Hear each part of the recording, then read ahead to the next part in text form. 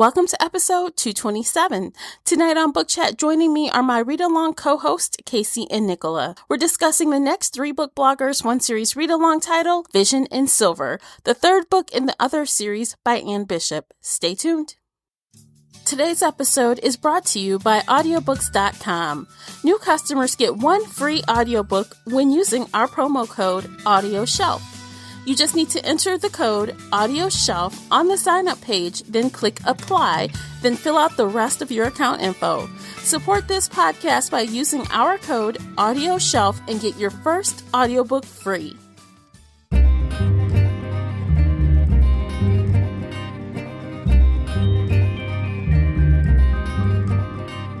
Hey everyone, I'm your host, Tamara Ford, and welcome to Book Chat here on the Shelf Addiction Podcast. Join in this book discussion by finding me on Twitter, as well as my book blogger co-host. Tweet at us using our special hashtag, 3bloggers1series. That's using the numeric 3 and 1. Again, it's hashtag 3bloggers1series. If Twitter isn't your thing, no worries.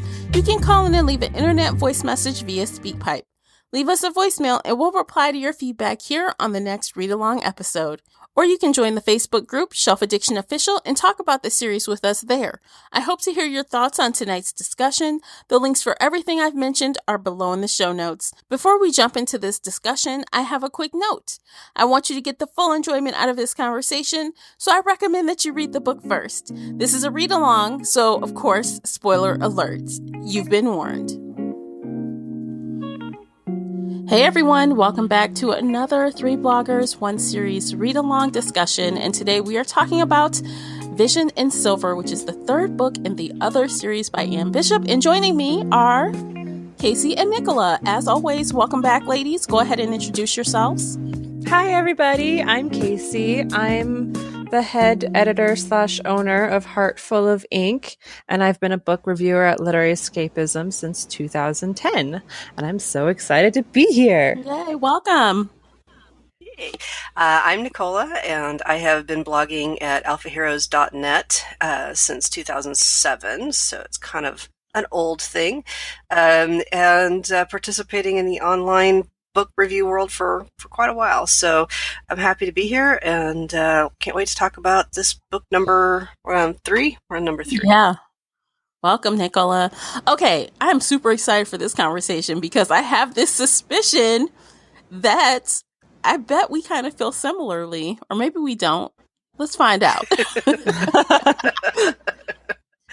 Yeah, we cheated and had a kind of a pre-conversation on this one to tee up the podcast. It couldn't be helped, though. It couldn't be helped. It kind of just happened, so, you know. Yeah. All right, kick us off, Tamara. What's our first topic? Okay, well, let's talk about... let's start with the plot. All right. So, we're obviously progressing the plot. Right. And... you know, Meg is doing her thing, having visions, and here we are dealing with a murder. That's pretty much what happens right in the beginning, if I remember correctly. And I'm thinking it's one thing, because honestly, I did my whole don't read the synopsis before you start reading thing, and I wasn't really sure what I was getting into, but I thought it was one thing, and it turned out to be something else. But I felt like there were tons of plot holes, and that kind of made me sad. And it was slow too. I don't know. Did you guys like the plot of this book? I mean, let's talk about what it was a little bit, actually, since I'm using the assumption that everyone's read the book if you're here. So yeah. So, you know, I typically would call this second book sag in a trilogy. But this has got 5 books, so maybe it just took a little longer to get there. So I've seen a number of trilogies where each book is not that independent. It's really you have to read all 3 books to get the whole story, right? But the middle book is all kind of like the first book, something terrible happens and everybody reacts and the survivors regroup and figure stuff out. And then the last book is the big giant conflict, right? And the middle book is kind of like getting all the pieces in place and collecting supplies and positioning things. And it can be a little bit less interesting unless you really love logistics. I this is not exactly that. This series isn't taking exactly that kind of framing, I don't think. But I feel like we've took us to this book to get to that saggy part, right? Yeah. Casey, what do you think about the timing, the pacing? I was actually really surprised. It felt like half the book took place in like 3 days. Mm-hmm. And I was like, wow, everything's happening really fast. And then all of a sudden, weeks were passing. And it was just like, oh, yeah, now things are slowing down. And I thought that was a little off. Mm-hmm. But that's just me with the dates. I wasn't even paying attention to that. I was just like reading the sequence of events. So I didn't. If you'd asked me to take a week or 5 months, I would not have been able to tell you, other than the way the seasons are changing a little bit. So now they're planting a garden, and it's not winter anymore. And but I didn't notice that like a number of weeks had gone by. Oh, I definitely did. Okay, so chapter 1 starts on the 10th, day 10, Thay's Day, May's 10th. And then chapter 36 is Moon's Day, May's Day 14th. That's 4 days. 36 chapters in 4 days. That's a lot. Like, that's a lot. Yeah. And then I feel like noticed that because listening to the audiobook, of course, they say that the header every time they start. So I'm like, oh, this is the same day, next day. It's like it was blaring to me. I'm like, oh goodness. So yeah. Yeah. And then the last day is like the end of the month. So 2 weeks later, it just kind of like trickles through. I'm like, that pacing was a little weird to me. Time jump. Yeah, okay, so if you skim the headers, it's not going to bother you. I'm sorry, I pay attention to the details. You are awesome at that. Me, I'm just kind of like taking in the gestalt, right? So, but yeah, I read fast and I tend to skim over some things unless they jump out at me. So yeah, I wish I had done some skimming, like kind of fast forwarding here and there, because there was just like a lot of times I felt that it was a really wordy, a lot of description, almost overkill at times. I'm like, oh my gosh, I get it. I know. Okay, let's move on. Like, when is something going to happen? And don't get me wrong, I still enjoyed the book though, but it just was blaring to me more than in the last book. I don't know. Maybe it was filler. I'm not sure. It's just something about the pacing and the amount of explanation needed at certain times just seemed overkill to me. So what I think happened is that Anne Bishop got to the third book, realized that all the other prophecy girls were out in the world, and she needed them to not survive the way Meg did. You know, like Meg just kind of clicked in the courtyard and everything was perfect and everything was happy. And she realized that can't happen with every girl, or else there's no issue. There's no plot line. There's no conflict or whatever. So she came up with this whole overstimulation thing. Except that never happened to Meg. Yeah. Yes. That never happened to Meg. Oops. Yes. So now she had to write that in, making it happen now. Which I can stupid and out of place. Yeah, exactly. Yeah, when she had the little meltdown over the CDs being moved, it was like, what? Yeah. she's lived with all this upheaval and all this change, and that tips her over? What? Right. I felt like they probably had been moved before by the crows jumping all over her counter, or the puppies trying to get to the cookies, or anything. Yeah, I mean, it's not exactly a non-chaotic world she lives in. Yeah. And then the whole walking into a store thing, she definitely walked into stores in the first book. She walked into that dog store place to get beds and the cookies and had no problem there. And Howling Goodreads, right? She's in the bookstore all the time. Think of how much crap is in a bookstore. Come on. Right? Everywhere. Visual stimulation, homemade. Yeah. Everything's moving. Nothing is ever constant. But she had to create this issue so that the other girls could be explained. Yeah, I didn't really care for that. That is actually what I had written down. I'm like, why all of a sudden? That was so annoying. I'm like, but her whole little quote unquote pack of human friends, they've been in her space before, and they've never touched anything ever? They've never moved anything, or So Yeah. that's The a crows would literally pick up the pens and move them around. Is that not right. It moving was a her big stuff too deal in the much? first. That was like a big deal in the first book. How she had to negotiate with them to keep the stuff that she needed. You know, Mm-hmm. she bought them the toys that they could play with instead. Yeah. Yep. Yeah, so it's So almost like Meg's character takes like a giant step backwards as far as her development Mm-hmm. in some ways. I don't know, that kind of did rub me the wrong way a little bit. And I mean, I still like I know how old she is, and she's a full-fledged adult, right? She's like Yep. 24 or something. And I yep. get that she's been in this environment her whole life, but she's quickly, well, at least she was quickly adapting, right? She was learning, reading books Mm-hmm. on dating, the whole nine.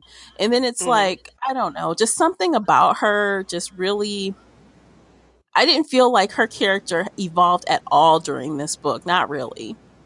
She devolved, if Yeah. anything. Yeah, I mean, so let me take a step back and say I still enjoyed reading the book. I still wanted to read the next book, but part of the reason why I wanted to get to the next book is because nothing happened in this book, right? Yeah. Like I want to Well, get to it's a something happening. setup. Yeah, it's all set up for for a conflict, which may be in the next book or maybe in book 5, or I don't know when it's going to be. It better happen in But, the next book, or I'm gonna throw something. But see, this is also what's funny. Like they used, I guess, what's his face's ex-wife dying kind of as the the jumping off point for people coming and trying to find his daughter, and it kind of like jump started this whole thing. But as they don't really care about humans, not really. I mean, so it just seems weird that all of a sudden, now I know Simon has been making slow changes up here, Mm-hmm. up until this point. But in this mhm. book, he's like, okay, we'll do this. We'll do that. Okay, come here. We'll help you. Okay, we'll do this. And it's like, he's just like, just go for Oh, broke. Like, no, well, no yeah, so pause, that no that nothing. didn't bother me as much because I felt like maybe that's really what happens in this book is that the pack and Simon hits this tipping point of maybe welcoming is not quite the right word, but expanding their pack, right? So he kind of explicitly says, "All right, these people I got to take care of them now. They're part of my pack. I can't not do that." And Monty is part of the pack, and so that means Monty's child is part of the pack. That means they've got to help Monty's kid survive, which means learning not to piss off the wolves and the elementals. So, Yeah, yeah. I mean, I get that. I do. It just seemed like really like a switch just flipped, and it was like, okay, we're just you didn't think it was running, and we're gradual going. enough? Yeah. Okay, it Yeah. didn't bother me too much, but it is a change for. I mean, this whole thing is about how the Lakeside Pack is changing, right? That's this whole Mm-hmm. series, and that's going to be the nugget that um, the next world catastrophe from the elementals is going to spin on, right? Mm-hmm. So, I agree with both of you. Like, I saw his character moving this way, like from book 1. This is where he's hmm been moving, but it happened yep. really fast. Like I said, it all happened in like 3 days. Well, but it was a whole He, book, so that I mean, okay, so it's the whole book. But 34 yeah, like chapters. Come on. 36 chapters. Like, come on, that's Okay, 4 days. okay. Like, Yeah. okay, so he buys a house, he meets a random human, he's like, "You're a lawyer? All right, you and your family are moving into our house now. Right. We're trusting you with all of our law stuff, and we'll just give you a bag of money to give to the other woman." Well, yeah, Like, but he's the one that gave up the controller, though. He wasn't just that's a random true. lawyer. But they He hadn't was, ever you really know. met or interacted before. Well, Like, he hadn't been it to doesn't the take much to courtyard earn his before. yeah. What were you starting to Like the say? other people, they've worked with him, they knew him, and this guy's just brand new. But Yeah. hey, you're good to go. Come on, it's good. Well, I think it's a little bit of the enemy of my enemy going on, right? Because he was forced out of his house because he did something for the elementals, the others. He did something for his human pack and against the human first and last guys, and he was suffering because of that, right? He got forced out of his house. They tried to run him off the road. The elementals saved him. So that makes him part of the pack. I still feel like that was too rushed. Like, he just met him at the police station and he's already like, all right, you're working for us now. You and your family can move in. We'll give you food. We'll give you whatever you want. Okay. I didn't think it was rushed. I thought it was justified. So. Yeah, I mean, but they needed an attorney, and oh, bam, there you are. Wonderful. Okay, great. But then you know what else I noticed? Like, I feel like that first scene where, I don't know if you guys remember, but when she first cut herself, you know, when she went into that fury, and you know, well, she didn't cut herself. Who cut her? What's his name? I can't remember. Nathan. When she went into that whole thing, and then they heard her, you know, say her words, and then they didn't tell her what she said. I'm like, why didn't you tell her what she said right away? And then as I'm reading along, I'm like, oh, wait, okay, you're just using this so that you can drop whatever prophecy you see fit when you need it. So you're like kind of unveiling the prophecy slowly so you don't have to like account for everything you say in the beginning. I kind of was like, what? That was weird. In other instances, they are like asking questions and they're going over it with her. But this time, you know, Mary Jo or whoever just runs off and she's like, I don't want to tell her what we're not going to talk about it. I think you're mixing up two different ones, right? No. So in the book, the first one. Yeah, the first one, not with Nathan. That was a different one. So the first one is the controlled one, and they won't tell her what she says, and then she has the meltdown 3 or 4 days later with Nathan and the little girl and the ponies. Yeah, I'm talking about the first one, the controlled one that she did with her human friend. Yeah. I don't know, that was unusual, but it drew me in a little bit as maybe as a plot device. Like, oh, I wonder if it was that bad. I wonder what's going on. Really? I didn't think that. I'm like, why didn't you tell? I mean, like, what's the secret? I'm like, what's so bad? And then it was like not that bad. I mean, I felt like none of the stakes were high enough. I'm like, it wasn't that bad. I mean, it was bad, but it wasn't like all her friends are going to die. And, you know, I don't know. I just felt like it's kind of wasted. Like, maybe they could have used that on the second one where, you know, Simon was in danger and he might die. Maybe I'm just nitpicking. And again, you know, this is a little bit, I think, of the inconsistency around the prophecies and how the buzzing works and how her need to cut works, because sometimes it seems like, you know, so is it voluntary or not, right? So is it just that she's addicted, or is it an instinct that your friends are in trouble, right? So this book talked quite a bit about how, you know, if she moved closer to the thing that might be in danger, then the buzzing got worse. And if she moved farther away from it, then things relaxed, which I thought was weird. Mm-hmm. You know, like she could kind of control what the prophecy was going to be about by focusing on something, a person or a thought or an image, a place. Well, yeah, but like there was the one where she realized it was about, she was looking at herself in the mirror and that she was the, you know, the danger or whatever it was. So I just thought I feel like the way the prophecies work is inconsistent, and like sometimes it's super urgent and sometimes it's not, and like why I don't quite understand where Bishop is going with you know, the controlled cuts and the instinct to cut when something might be terribly wrong. You know, it's kind of like I don't have a good feel for how that magic works, I guess, which is not necessarily great when you're 3 books into a series. No, and not only, I mean, that, but the fact that now it's been revealed that you don't have to cut to have visions. You don't have to. Not everyone has to. You can color pictures, or I assume they'll do other stuff, but yeah. Right. It's just that they were only allowed to cut. So who knows? I mean, and that does kind of play back into the addiction. Like, you know, Meg, for real, if you explore yourself a little bit, maybe you have a different way to get visions besides cutting and you just enjoy cutting. Mm-hmm. Mhm. Yeah, I mean, she likes the pleasure, I think. Like, I think she enjoys it almost too much. Like, she knows it's a danger, but then every time she's like, oh, my friends are in danger, I'm going to cut myself.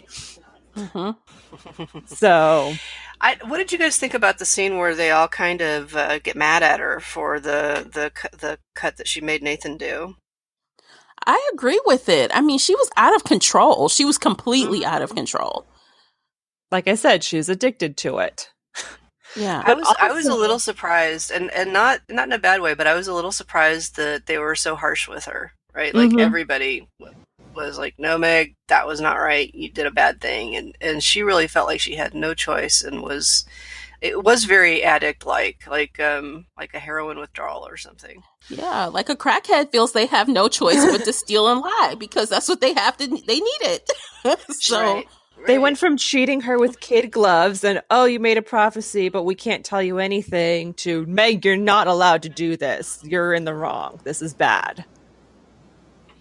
well, I think the Well, characters are realizing. I mean, they only have so many cuts before they die, apparently. So they're like, no one wants her to die. So it's like, why is that your first, inkling every time? And then they start breaking it down. Well, what did we get from that really? We already knew this. Like, what was the Mhm. point of you doing this? Was the payoff worth it? No. So stop it. And I get that because they don't want her to die. yeah, Obviously, it's they not just don't. that though. It's not just that. It's that Nathan was actually really upset by that, and I think they made it seem like he was actually damaged by having to make that cut and not, um, you know, help her with the bleeding afterwards because the wolves can't follow their instincts and lick the wound, Yeah, So they really kind of emphasized that she had put Nathan in danger, and put they her did friends because in danger. she did though. If he had licked up the blood like Yep. his instinct would have, he could have died. Yeah. Yep. If fire hadn't been there, he would have. Yeah. And not only that, like, I mean, I imagine myself, like, let's just say, like, for argument's sake, that in real life, you had a friend that you needed to do this to, and you've never cut anyone. You've never, you see them losing their minds over here, and they're Right. like, Right. and you're like, oh my God, how to, Yeah. do Yeah. this. Like I'm not a surgeon. I don't want to cut Mhm. anybody. Yeah, and he's a Yeah. protector. Right. So yeah. So being put in that position of having to hurt Yeah. somebody is pretty awful. Yeah, it is. Yep. So I feel like they were fully within their rights to be upset at that situation because I don't even think in the whole other history of this series so far, I don't remember Meg being that far out of control. I mean, they made it seem like she was so frantic and out of her mind. I just don't recall her being like that ever. The time she I think cut there her was a chest couple open. times. Remember, that's I when. think probably in each book there's been one or two times when she was kind of out of control, But she right? was in Yeah. control. Like I remember, like I don't know if this was the first book or second book. There was some time where something happened and she knew she had to cut herself. She went to the bathroom, locked the door. She wasn't like frantic and falling all over the place, even though she was like obviously in an agitated state. But she was able to cut herself without killing herself. Um, but I just feel like this was That's just so true. much extra to me. I don't know. Yeah. Yeah, no, this is definitely extra. But in the second book, there was that time where Simon was sleeping over and she ran into the bathroom and, like, cut a huge, jagged Right. cut through her chest. And he got so dopey off of her blood. And that's That's when they right. Right. And that's how realized they found the out. drug stuff. But yeah, like, she gets crazy every once in a while. Or she's very, very focused. And again, Yeah. inconsistencies. Well, maybe with the new nurse woman, I think her name is Emma or something. Maybe she can do a blood profit rehab or something. I hope so. Ham Ireland. I went and looked it up because I wanted more from her, right? So hopefully Is that the same she'll woman be who's the nurse at the very end? I Because I think thought there was so. somebody named Emily that showed up. I think Emily is the Emily wolf Fair, woman that the nurse okay. practitioner. I thought She Okay, wants to I work don't with remember Dr. that. Lorenzo. That's on like the last page. Mm. I have the book right here Okay. in my hands. Right, so that's not the same I missed woman who that. they introduced earlier. I thought it was. It's not. No, Oh, that's a different. No, That was Pam Ireland. So the woman that's up at the in the Intuit colony is named Pam Ireland, and she seems like a really good person who has good instincts about what the girls need, but we didn't really get much more than that. Yeah. Right. So I'm interested in what she brings to the party, right? Mm-hmm. Yeah, I mean, also, I feel like with the introduction of Pam and Emily, there seem to be a lot more new characters in this book, too. Like, I don't remember meeting so many new characters in a book, like in book 2 or book 1. It just seems like a lot more people are introduced to this. Obviously, he's trying to grow his tribe, right? So that's probably why. It's just like a lot, Yeah. I don't know, just thrown in really fast. Like, I didn't even catch that those were 2 different people. That's bad. I'm like, oh, where was I at? Like, I mean, Emily was introduced on the last page. Yeah. Like, she'll be important later. Maybe. Yeah, see, I'm looking at the last page and I'm not seeing. They're talking about going for burgers. What am I missing? 398. Oh, Page 398. Well, I've got the ebook. Oh. Steve Ferryman invited us all to go to Bursting Burgers in Ferryman Landing. Sorry, it's on page 396, and Steve Ferryman introduces her. He says, "This is Emily Fair. She recently received her degree as a nurse practitioner." Okay. So. That's, I don't know. So, yeah, I've totally missed that one. I'm interested. Like I say, this book seemed like it was just setting up a lot of things. Like, it's setting up this new colony in the old, outside of Ferryman Landing, right?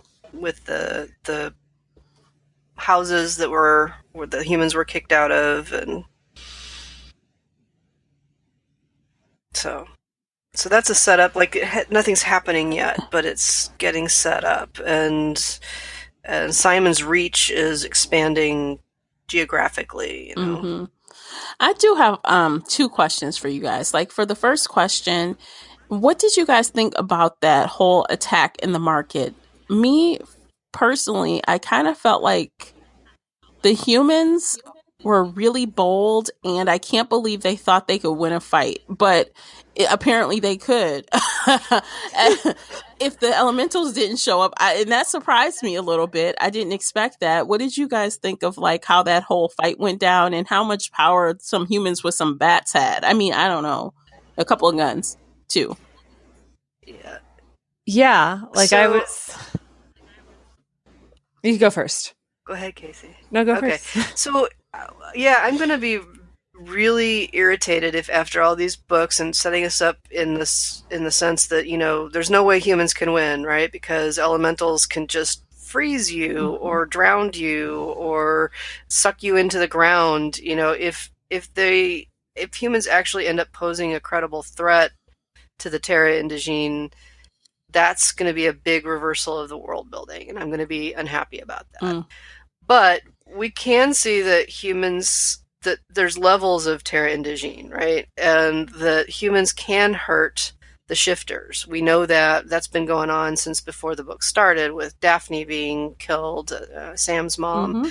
And, the courtyard was already on alert because that had happened, at the very beginning of the first book. They knew that there were some bad-meaning humans out there, and that they could do damage to some of the Terra Indigene. But the premise we've been given is that they can't win the bigger war. They might win a battle here and there, but there's just no way they can win the war.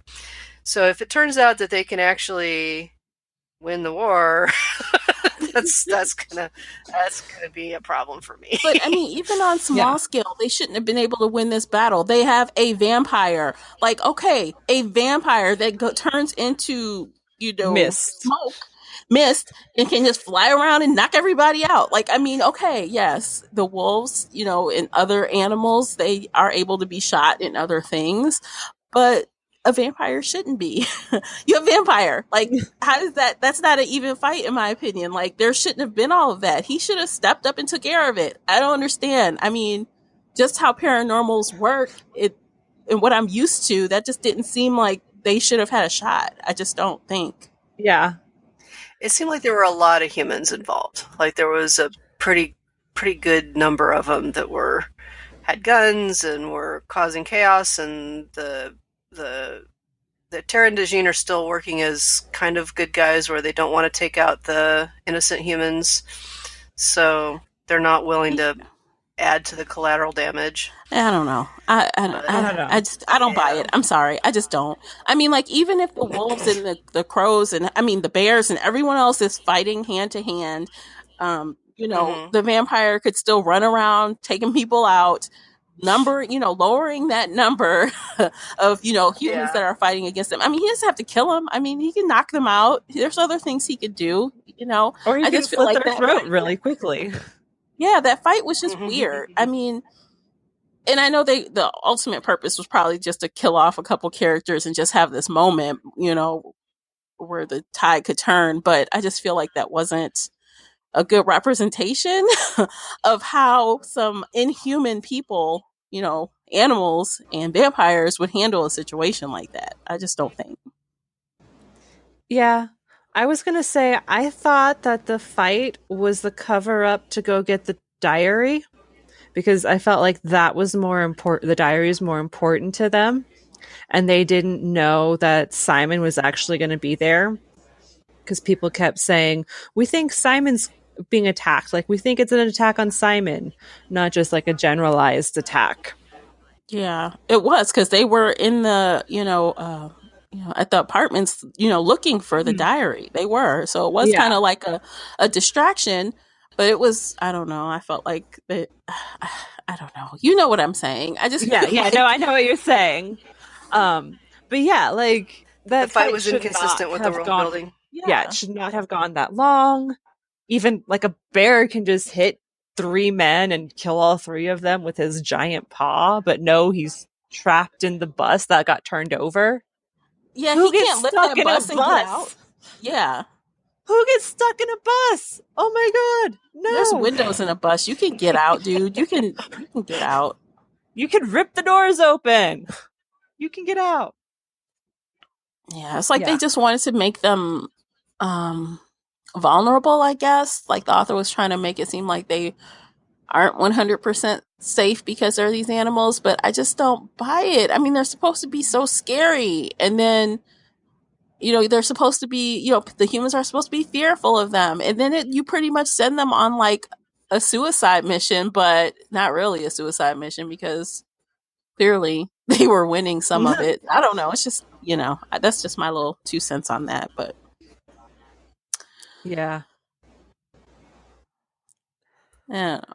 So what about the deaths that resulted from that? What do you guys think about that? The crow? The crow and the officer? Oh, right. I forgot about the officer. I'm sorry. The crow was sad, but I don't know. We didn't really see her around. They were red shirts. Yeah. Yeah. I knew one of those crows were going to die, because the one, I can't remember the name of her now. She was so stupid. Like, okay, you have, and even Simon like kind of makes a comment about this. Like, I'm going to have to talk to somebody later about this, because you have no survival instinct. Like, I'm telling you, it's danger. We got to go. And you're arguing with me about the stupid plate on this table. Get out of here. I'm like, this makes no sense. But that was the crows in the last book too. Like, they were going to trash cans and picking up shinies and getting blown up by bombs. Yeah. And now they're at like tables and like, no, I have to stay and keep looking, even though you said our Meg says there's danger. I must look at the shiny. And then they question him. Wait, Meg said it? Really? Are you sure it's danger? Okay. I'm like, this is not a discussion right now. Bring yourself on. If Simon says there's danger, go. Yeah. Don't question if it was Meg. Don't only trust it if it was Meg. Trust Simon. He's the leader for a reason.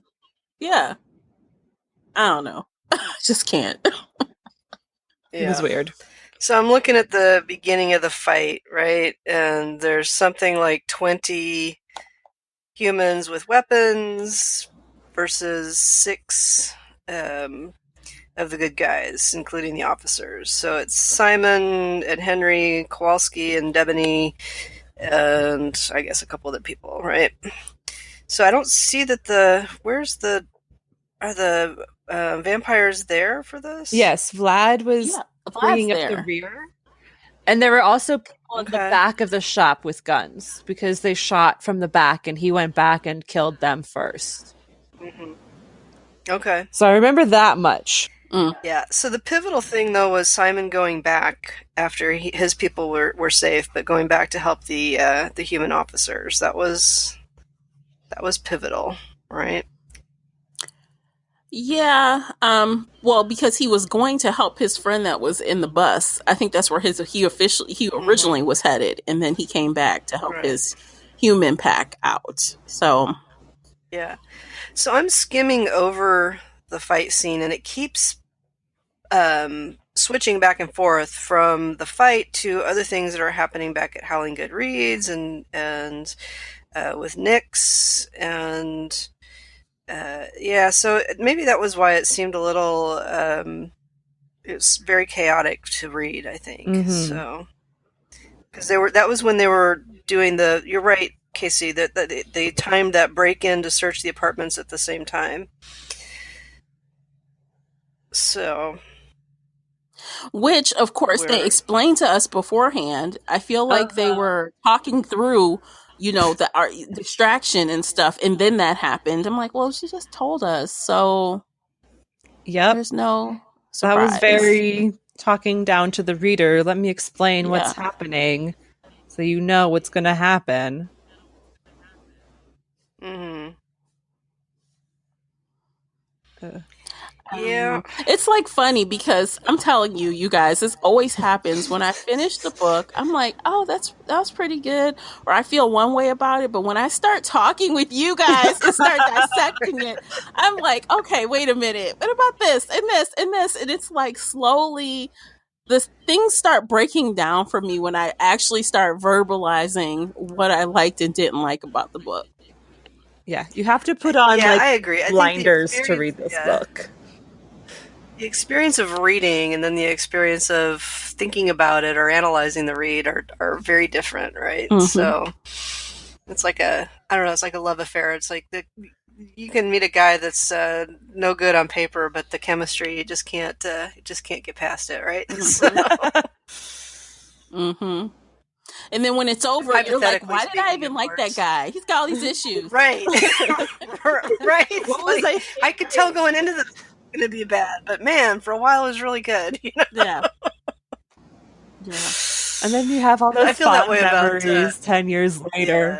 Yeah. I feel that way about J.R. Ward a lot. So yeah, totally. Yeah. There are a few authors like that. But I mean, I do feel like this series might be best to just glom it and be done with it. Like spreading it out gives us all this time to think about, like, how does that actually work? Uh-huh.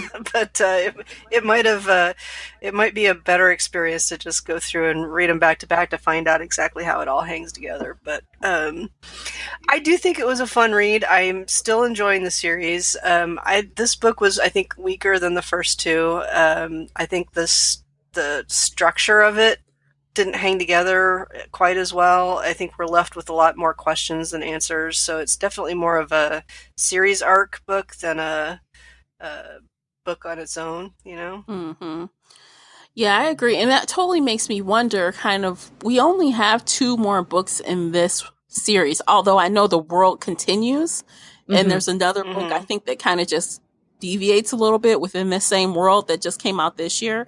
But from what I understand, this Simon Meg thing is only 5 books long. So we've got 2 books to figure out if they're going to be in a relationship or not, which I don't know. Can we talk about this for a minute? Let's talk about this for a minute. So the I last think we should. book was all about their sexual tension, right? Like she saw him naked and she freaked out, and everybody was giving her Yeah. those dating Yeah. books, and all they talked about was sex.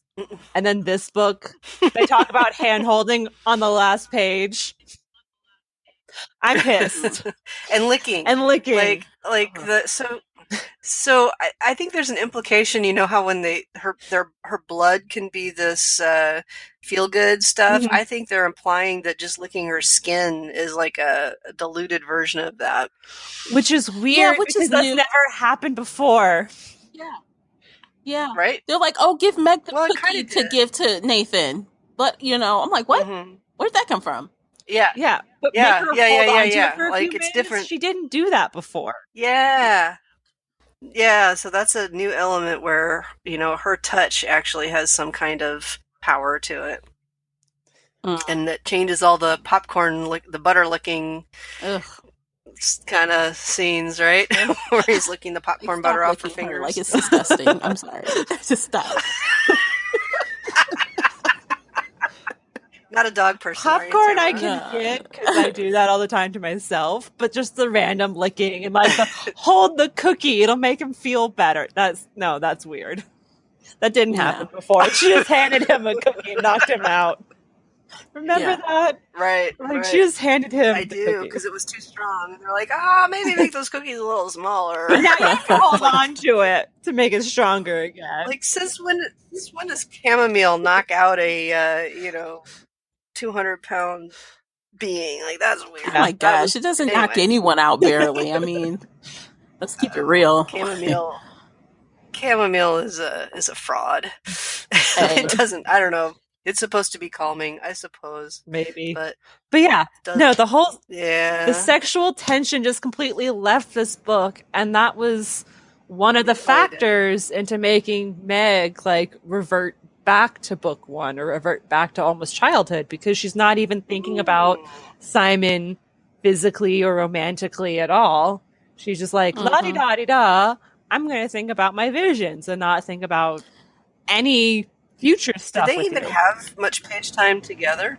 That would be interesting to go back and see how many scenes they were actually in together. Not as many as before, no. I feel like she almost thinks of him like a brother. Like an annoying brother.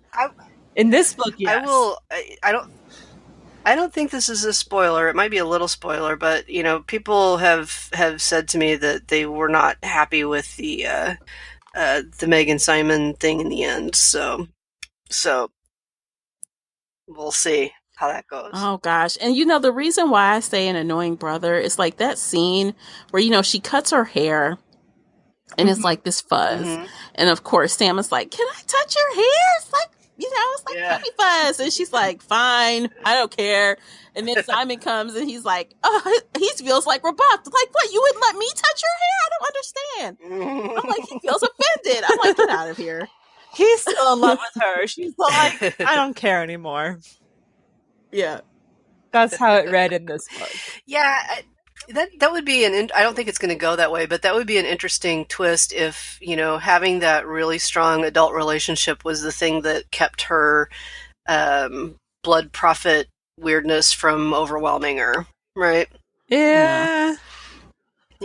You know? I think that would be an interesting way to deal with it. Would she have prophecies during orgasms then? Oh my gosh. Well, look, that would be a great way to get around cutting, right? Just speak, prophet, and let's have sex. That's a whole different book. I mean, the cutting is basically... That's like an Alora's Cave book. Oh God. That's hilarious. That's some fanfic. We need to write this. People would love it, I'm telling you. I don't know if I can. I'd be too horrified to write that. Okay. I know, my head brain is going to some weird places right now, so we should move on. Oh God. All right, we need a prophecy. Who's up? Who's up? It'd be Simon every time. He wouldn't let anybody else near her. You know that. Oh no. Never. Yeah, but he might get tired. I mean, you know? she turned into like some kind of sex fiend or something. Like, no. He's a wolf. He should have stamina. Oh, God. Yeah, right. But you know, with how slow this whole relationship thing is going, I mean, it is going. This is like polar opposite of what we've been reading, you know, in the recent history. So it's like we went from 100% like at 100 miles per hour to a snail's crawl, and like we barely get anything. And it's like, if it's true and people aren't in the result is going to be something we're not going to be happy with. I don't know. I feel like you shouldn't have introduced that dynamic to begin with. Have them just as, you know, friends or, you know, there was like family, but don't introduce that dynamic if you're just going to, like, the payoff is going to be not worth it. Don't introduce it. So I'm going to cross my fingers on this one. All my fingers. I haven't read it. That's not a first-hand spoiler. That's some people are saying, kind of. Mm-hmm. Maybe we'll be happy when we read it, and then we'll just rip it apart in the podcast and be like, here are all the plot holes and issues with their relationship. Mm-hmm. Yeah, I still like the book. I still like the series. I still want the next book. Absolutely. Absolutely. Yeah, no difference there. I'm still enjoying it. I still like the fact that it's, you know, something different overall. It's not something I've read before. So that it gets major points for that. Even though we've been kind of nitpicking it and pulling it apart, I still like the book, and I'm still looking forward to seeing what happens next. I'm kind of rooting for human extinction. I don't know about you guys. Like 50-60% of the population needs to be wiped out. Yeah. They can start over. Fresh start. Yeah. Actually, I wouldn't mind it because I feel like there needs to be, even though this whole time I still don't feel like the stakes have been high enough. I just want something major, something traumatic, something world changing, and we haven't gotten it yet. No. I think they're setting us up a little bit for the how do I put this? For the cello, like the European segment to be, lost my train of thought here, but you know, like what's going on in Europe is not the same as what's going on in you know, whatever she's calling America, Thasia, right? Yeah. So it seems like Thasia is a little bit behind the same wave or whatever. Mm-hmm. So I think that the series is going to be, like, the next book is probably going to be about taking out Nicholas Scratch. And then the last book is going to have to be about whatever's going on in Europe. That's my prediction. Yeah. Yeah, that whole thing was kind of weird, too. They're, like, smuggling people to Europe, sending food and stuff to Europe. Right, so they're inducing a food shortage in Thasia in order to foment unrest, right? To get humans to be mad at the elementals or at the Terra Indigene. And because of Meg, pretty much, Simon has figured out what's going on and shared it with the elementals, and they're like, okay, we can put a stop to that. So they're controlling the movement of the food now, and they're preventing it from leaving the continent. And there might be some localized issues, right? But for the most part, they cut off that strategy, right? Yeah. So now it's just a matter of what happens next, right? And there's a lot, you know, you're still seeing the propaganda that it's like, oh, it's all their fault, and people, you know, humans are kind of believing it, obviously. So it'll be interesting to see how it goes. Yeah, I mean, even with the news kind of outing everything at the end a little bit, you know, so the people kind of know, well, the others aren't causing the shortages. They're still going to be curious angry. to see how that develops. Yeah. Yeah. Well, they don't believe it necessarily, right? It's fake news. Shades of, yeah. I was oh God! say, don't get me going. Fake news. Oh, I'm sorry. Too many parallels. No, but I was thinking the same thing. And you know, this was written in 2015, so that's kind of freakish. But yeah. Yeah, I see a lot of parallels to things that are going on today. Oh gosh, aren't there ever? Okay. Yeah. I Well, just wish there were some Terra Indochine that would straighten shit out. oh, I know, right? Can we get Please enough? wipe out Like, 60% Yeah. I of just the need, like, population. I just need Yeah. I just need air to come down and squish a certain like 10 people in the world, and You're like, just You that will cut only help. off the have 10 head, right? people? I Yeah. have That's a lot more than that, unfortunately. You're right. You're right. We probably should avoid politics, so Yeah. I'll stop. Girl, you I'll stop know, this train that's of thought right dangerous. You here. opened that jar. It's dangerous. Danger zone. Yeah, yeah. But good fiction does that. You know, it draws out parallels to reality, and I think that's you know, the dangers of propaganda are absolutely an ongoing concern, especially with the internet and the availability of viral news that may or may not be Hmm. fact checked and stuff like that. So, But that just goes to show how no matter what time it is, things just like they keep resurfacing. We never learn the lesson. I yep, mean, because books like think even yep, The Handmaid's Tale, like right, that's a old book. Things are yep. still we can we can draw direct lines to things that are happening today. Just like with this book, like wow, we just never learn, do we? Because we can look at old books and see stuff that's happening now. It's like wow. Was there anything else we wanted to talk about? I think I've covered all of my things I'd like to say on this book. I'm just looking forward to see what's next. I'm waiting for that book where I'm just like all in love. Like, oh my gosh. I honestly I'm gonna keep it real. I think I'm waiting for Simon and Meg to hook up or something. Yes. I think I'm secretly not so secretly now waiting for that. Sorry, not sorry, But- but it needs to happen.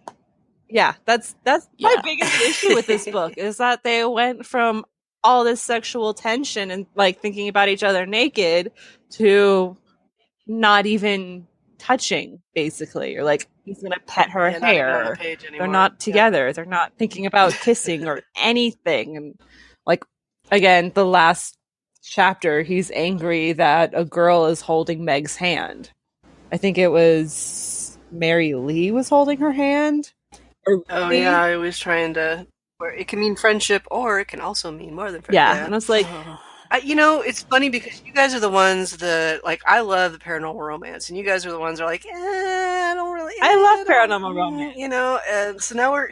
I know, but you didn't want to you were anyway. I felt like I was the advocate for paranormal romance, and you guys were like, I didn't really like that, and now like let me you're in explain. I urban love fantasy where paranormal romance. but no. But romance is totally optional in urban fantasy, and you can't expect it. It may or may not be there, and now, like, that's your big complaint. I- It's well, kinda because funny to me. this is why I feel this way. I feel like don't tease it. Like I've read plenty of urban fantasy that had zero romance factor, and I was okay with it because I knew there's no romance in here. We're just doing the thing. We're trying to save the world for these reasons, and I was cool with it. But don't like dangle this carrot and then not deliver. Man, there's always Two sexual- things. I don't think I've read any of them that don't have some. Go Okay, I was ahead. going to say two things. One, I love paranormal romance, but I hate alpha assholes. And so if a man is going to compare a woman to a horse during sex, I'm going to hate that book. Throw that out there again. And two, I don't mind a slow burn. Adam and Mercy from the Mercy Thompson series had a very slow burn. Like, it took them a while to get together. And I'm totally Yep. fine with that. I love that. Way more than 5 books. But this is like a back and forth. This would be like if in book 3, Mercy and Adam didn't even talk or kiss or try to hold hands or do anything. And I'd be like, what the fuck is going on between these two people? Yeah, that's true. So- Because in the Mercy series, that whole time we knew we knew we were inching toward that the whole time. Yeah. And it was clear. Yeah, I felt like so I didn't do the whole reread with you guys. So the first few books in that series are far away in my memory, but I remember being a little bugged by how slow it was. Like, oh, just make up your mind. I mean, she already. brought in that weird triangle So kind of squarish yeah, thing. with the Yeah. vampire. Yeah. Stefan. Oh Yeah. God, please. Let's not remind ourselves of that horrid thing. So yeah, like it was a slow, weird build and there were issues, but always knew Right. that. And Riley Jensen, so Carrie Arthur's, that was one of my first urban fantasies, and she was just all over the map. She was, banging away with everybody that came along, and it was that was so I have no expectations when it comes to urban fantasy about what's going to happen. So. Well, Nicola, let me ask you this: J.R. Ward's BDB series do you consider that urban fantasy or paranormal romance? Oh, that question. I consider paranormal romance because every book has a couple and the couple has a happily ever after, even if the happily ever after is completely contrived and managed by breaking all of the world building rules. Even the later books, though, the later books don't necessarily have a couple. Yeah, they do. There's just a lot of crap. They all have a primary couple. No, the later books all have all the books have a primary couple. See, to me, we have to, you guys, we're going to save this for another because we could spend 20 minutes debating this. But, I just asked that because, like, at the beginning, even though I agree with you, they do kind of have a lot of romance. I think those are more urban fantasy just because the degree of other things going on, and it's just not about the couples. It's about, like, the world at large and good and bad. And that's true. You can talk about the proportion of the series arc versus the couple and argue about that. But that's my opinion. And I realize there's controversy. So oh gosh, that's my answer to that question. Casey, did you read that series? What? Did you read that series, Casey? Like, I stopped at Lover at Last. Like, because I was so angry with what was happening. But I may go back and read them again. But yeah, I kind of agree. Like, they have their main couples, so it's more paranormal romance, but the plots are so thick that it's shades of gray. Like, it's... Yeah. No, it's got nothing to do with 50 Shades of Grey. Oh, gosh. No. Oh. Thank God. Thank God for that. Right.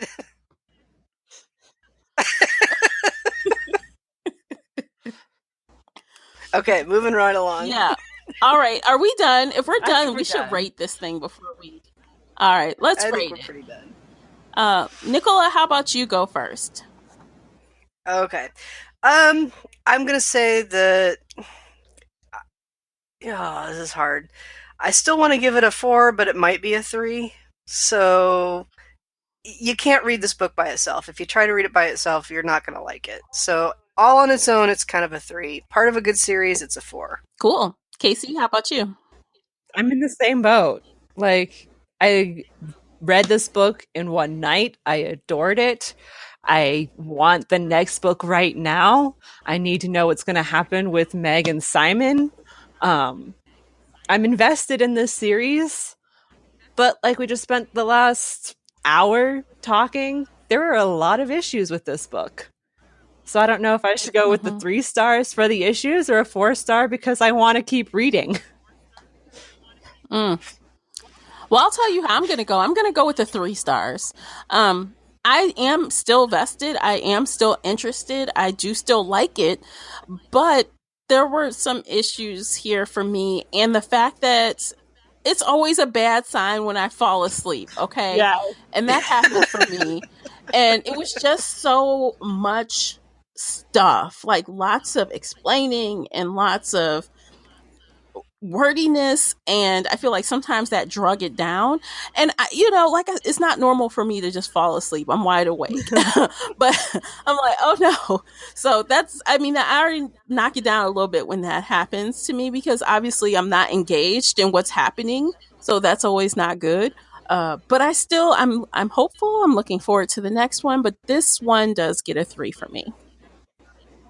I like how you are so unambiguous, Tamara. You just always know. You're like, no, this is a 3. I'm like, well, if you look at it this way, it could be a 4. If you look at it that way, it could be a 2. I don't know. You're like, no, it's a 3. No. I know what it is. No, I don't know. But sometimes I do teeter. Sometimes I do. But for this one, I just didn't have that problem for some reason. I mean, it didn't put me to sleep. If I had fallen asleep, I'd probably go with a 3 like you. But I was invested. Like, I kept going. I was like, shit, what's going to happen next in the next 2 days? Yeah. Or whatever. Yeah, I just felt like the structure of the book was kind of Mhm. poor. It was a little bit flat. It didn't have a point where you're like, yes, this is what I've been waiting for in this book. It was just like, well, that happened and then something else happened and we're getting ready for something to happen and now it's Mhm. ended, Mm-hmm. right? Mm-hmm. I just want higher stakes, higher drama. I just want everything elevated. It was kind of like just this muted story for me, like high level, like just everything was just there. It was fine, but nothing elevated my emotion during this whole book. I want something. Yeah, it's positioning for the next Yeah. book or two. Yeah. Hopefully. Let's cross our fingers. So the next book is Marked in Flesh. And so hopefully you will be reading that with us as well. So we will come back here next month and we'll talk about Marked in Flesh. So get excited. Woo-hoo! Yay. Yeah. Pick it up, read it, watch the hashtag. Yes. Hashtag 3bloggers1 series. Comment as you read along. Comment to us and let us know if we're crazy after you listen to this podcast. Yeah. We want to hear all the stuff. Tell us everything. All right. So I guess we're done here, ladies. Yes? I think so. Wonderful. Well, thank you everyone for tuning in. We appreciate you taking the time to listen to this episode. We will catch you guys next month. Take care, everyone. Bye. Bye. If you enjoyed today's book chat episode and would like to show your support, there are a few things you can do. Head on over to Apple Podcasts and leave a positive 5-star review. You can follow me on Twitter at Shelf Addiction. Most importantly, you can share this podcast with friends and family that enjoy all things bookish, including author interviews. Thank you for listening, and until next time, happy reading.